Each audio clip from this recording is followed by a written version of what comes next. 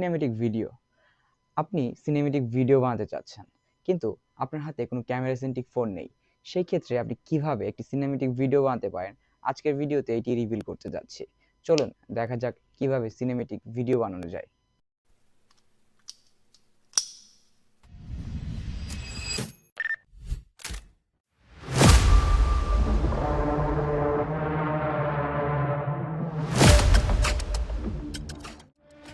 Normal চোখে আমরা যে ভিজুয়ালগুলো দেখতে পাই সেগুলোকে একটু অন্যভাবে দেখার নাম হচ্ছে সিনেমেটিক ভিডিও।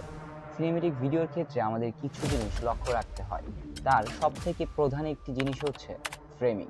আপনি ফ্রেমিং যদি খুব ভালোভাবে করতে পারেন তাহলে সিনেমেটিক ভিডিওর 90% কাজ কমপ্লিট হয়ে যায়।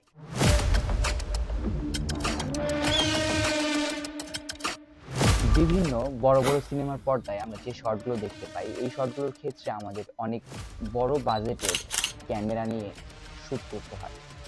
সেই ক্ষেত্রে ফেস রিভিল ভিডিও বা হিউম্যান বিং এর ভিডিওগুলো খুব সুন্দর আসে।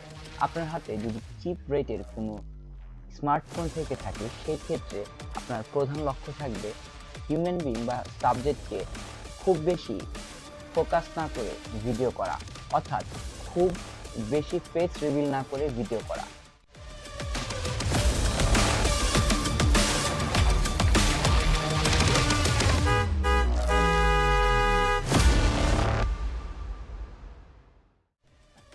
ধরুন আপনি হিউম্যান বিং এর একটা শট নিতে চাচ্ছেন, সেই ক্ষেত্রে আপনার মাথায় রাখতে হবে আপনার 3 পার্টিশনে শটটি নিতে হবে।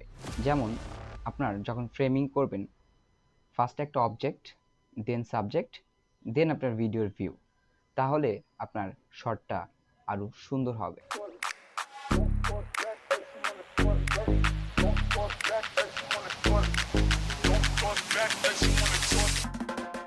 আর আপনি যদি চান আউটডোরে শ্যুট করতে, তাহলে তো কোনো কথাই নেই।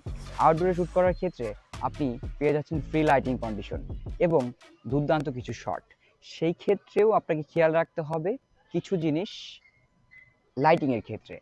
লাইটিংটা কোন দিকে রয়েছে, কোন দিক থেকে শট নিলে সুন্দর হচ্ছে, এগুলো যখন আপনি ক্যামেরায় ফ্রেমিং করবেন তখনই ঠিক করে নেবেন, তাহলে আপনার শটগুলো আরও বেশি সুন্দর হবে।